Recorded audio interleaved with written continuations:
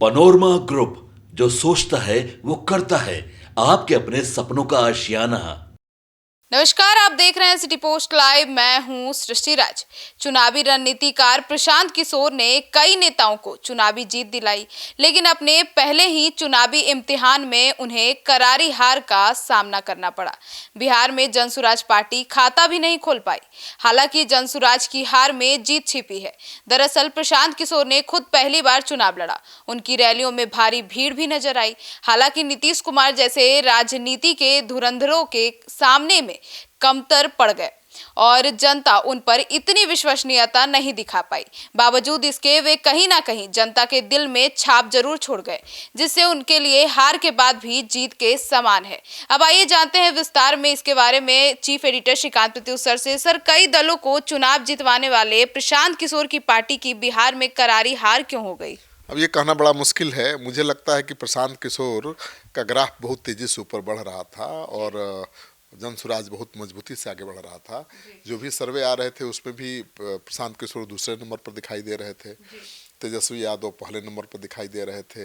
लेकिन मुझे समझ में नहीं आ रहा कि कहाँ और किस आधार पर सर्वे तैयार किए गए थे। सर्वे में जिस तेजस्वी को पहली पसंद बताया गया बिहार के लोगों की मुख्यमंत्री के रूप में, वो तीसरे नंबर की पार्टी के नेता बन गए और नीतीश कुमार को तीसरे नंबर का दिखाया जा रहा था, वो दूसरे नंबर की पार्टी के नेता बन गए, सबसे ज़्यादा फायदे में रहे। और प्रशांत किशोर जिनको दूसरे नंबर पर दिखाया जा रहा था, उनका खाता ही नहीं खुला। तो प्रशांत किशोर पहले भी भविष्यवाणी कर चुके थे कि जनसुराज या तो अर्श पर होगी या फर्श पर होगी और उनकी पार्टी के लिए कोई मध्य बिंदु नहीं होगा। मतलब जीतेंगे तो 200 सीट जीतेंगे और नहीं तो कुछ नहीं होगा। तो फिलहाल बिहार विधानसभा चुनाव के नतीजों के बाद जनसुराज फर्श पर आ चुकी है, लेकिन आने वाले समय में ये पार्टी अर्श पर पहुंचने का पूरा मादा रखती है, क्योंकि ये हार प्रशांत किशोर के लिए किसी जीत से कम नहीं है मेरे नज़र में। उन्होंने बहुत मेहनत की है और इस पर किसी को संशय नहीं होना चाहिए। हिंदुस्तान का इतिहास है कि लोग राजनीतिक तौर पर बहुत सचेत रहते हैं और हो सकता है कि पहली बार में मौका देने में हिचक रहे हों, लेकिन हो सकता है कि लोग उन्हें और समय देना चाहते हैं। वे लोगों के बीच में गए, मुद्दों पर बात की, लोग उन्हें मौका आगे दे सकते हैं। क्योंकि देखिए, लीप ऑफ फेथ का सवाल है। मतलब लोगों को भरोसा ही नहीं हुआ कि प्रशांत किशोर की पार्टी आरजेडी को या बीजेपी को हरा पाएगी। तो जो जनसमर्थन दिख रहा था चुनाव के पहले, आखिरी क्षण में ऐसा माहौल बना, जंगल राज का नैरेटिव इतना स्ट्रॉन्ग हो गया कि जो लोग प्रशांत किशोर के साथ खड़े थे उन्होंने सोचा कि भाई इनको दे देंगे तो आरजेडी जीत जाएगी या महागठबंधन जीत जाएगा और फिर से जंगल राज की वापसी हो जाएगी। तो जंगल राज के डर से जनसुराजियों ने भी वोट कर दिया एनडीए के और इसका फायदा एनडीए को मिला, जनसुराज को घाटा हो गया। अगर जितने जनसुराज के समर्थक थे, अगर वो जंगल राज के नैरेटिव से नहीं डरते और तेजस्वी को रोकने के लिए वोट नहीं देते, जनसुराज को सत्ता में लाने के लिए वोट देते, तो जनसुराज कहीं और होता आज। लेकिन लीप ऑफ फेथ की बात है, विश्वास नहीं हुआ, भरोसा नहीं हुआ।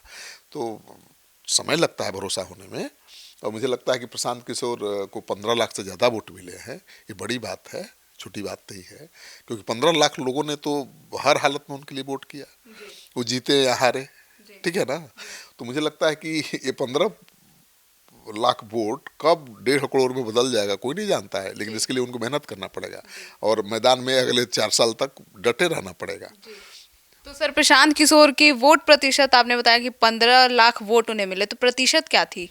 3% के आसपास है। प्रशांत किशोर की जनसुराज पार्टी ने बिहार की 243 में से 238 पर चुनाव लड़ा। हालांकि उसे एक भी सीट नहीं मिली है, लेकिन जनसुराज को तकरीबन 15 लाख वोट मिले हैं, जिसका मतलब है कि इस पार्टी का वोट प्रतिशत करीब 3% है। और यह वोट शेयर बताता है कि पार्टी ने बिहार के मतदाताओं के एक बड़े वर्ग पर कुछ तो असर किया है ना भाई। खासतौर पर युवा और पहली बार वोट देने वाले वर्ग पर इसका प्रभाव नजर आ रहा है। प्रशांत किशोर ने बिहार चुनाव में जो मुद्दे उठाए थे वो जायज़ थे, कोई उसको ये नहीं कह सकता कि गलत थे। और अब एनडीए को उन्हें एड्रेस करना पड़ेगा। लोग उन मुद्दों पर अब चर्चा करेंगे, क्योंकि प्रशांत किशोर बेशक हार गए, लेकिन जनता के मन में उन्होंने कई सवाल खड़े कर दिए हैं और नई सरकार को उन चुनौतियों को सामना करना पड़ेगा, उन सवालों का जवाब देना पड़ेगा। तो चुनौती बहुत बड़ी है। प्रचंड बहुमत के पीछे एनडीए की चुनौती भी बड़ी है और वो चुनौती प्रशांत किशोर की वजह से है। सर, तो इस बार चुनाव में जन सुराज पार्टी जो थी वो किसी ना किसी के जीत के कारण बनी, आपने पहले भी जिक्र किया था। देखिए, जन सुराज को बेशक बिहार विधानसभा चुनाव में इस बार हार का मुंह देखना पड़ा है, लेकिन यह कहना गलत नहीं होगा कि लाखों लोग कतारों में खड़े रहे, प्रशांत किशोर की पार्टी के लिए वोट किया।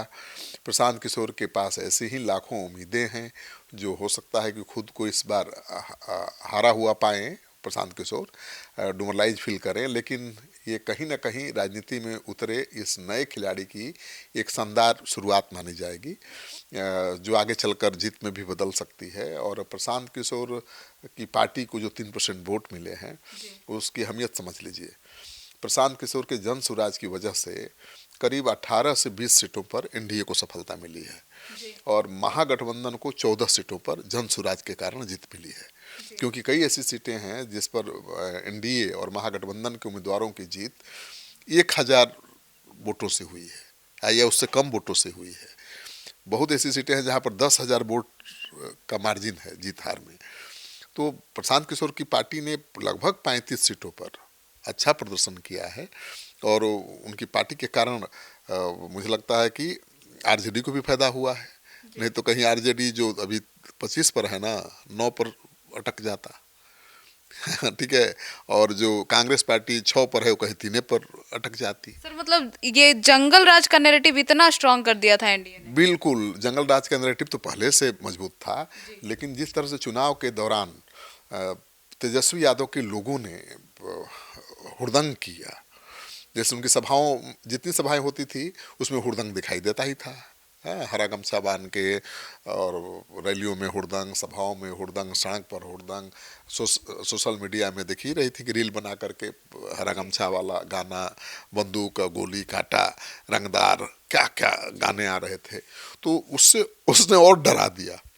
तो मुझे लगता है कि देखिए, ये आरोप भले कोई लगा दे कि ये जो फॉरवर्ड जाति के लोग हैं वो जंगल राज का रट लगाते हैं, और आरजेडी के लोग कहते भी हैं, जब हम लोग इस तरह की खबर बनाते हैं तो कहते भी हैं कि ये लोग फॉरवर्ड जाति से आते हैं और इस तरह के अफवाह फैलाते हैं, नैरेटिव बनाते हैं।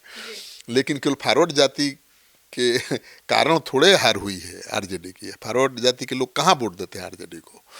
उनका जो वोट बैंक है क्या है? यादव, मुस्लिम, और उनको उम्मीद थी अति पिछड़ा समाज से। तो अति पिछड़ा वोट बैंक यहाँ 36% है। बिना उसके समर्थन के कोई चुनाव जीत ही नहीं सकता है। दलितों की संख्या भी 19% है, उनका समर्थन भी बहुत जरूरी है। तो तेजस्वी यादव को यादव और मुस्लिम के अलावा कहीं वोट ही नहीं मिला, क्योंकि जो अति पिछड़ी जाति के लोग हैं, जो दलित हैं, वो डर गए उनके समर्थकों की हुड़दंग देखकर। जंगल राज के नैरेटिव से ज़्यादा वही प्रभावित हुए। अगर वो नहीं डरते तो उनका वोट मिलता आरजेडी को, ऐसी बात नहीं है, और उनका वोट मिलता तो तेजस्वी को हराना बड़ा मुश्किल काम था। तो जंगल राज के नैरेटिव के कारण मुझे लगता है कि आरजेडी की इतनी करारी हार हुई है, और मुझे लगता है कि तेजस्वी यादव के लिए बड़ी चुनौती है कि इसको कैसे ख़त्म करेंगे। तो सुना आपने हमारे इस डिबेट को, तो अब आपकी क्या राय है इसको लेकर? अपनी राय कमेंट सेक्शन में जरूर बताइएगा। धन्यवाद।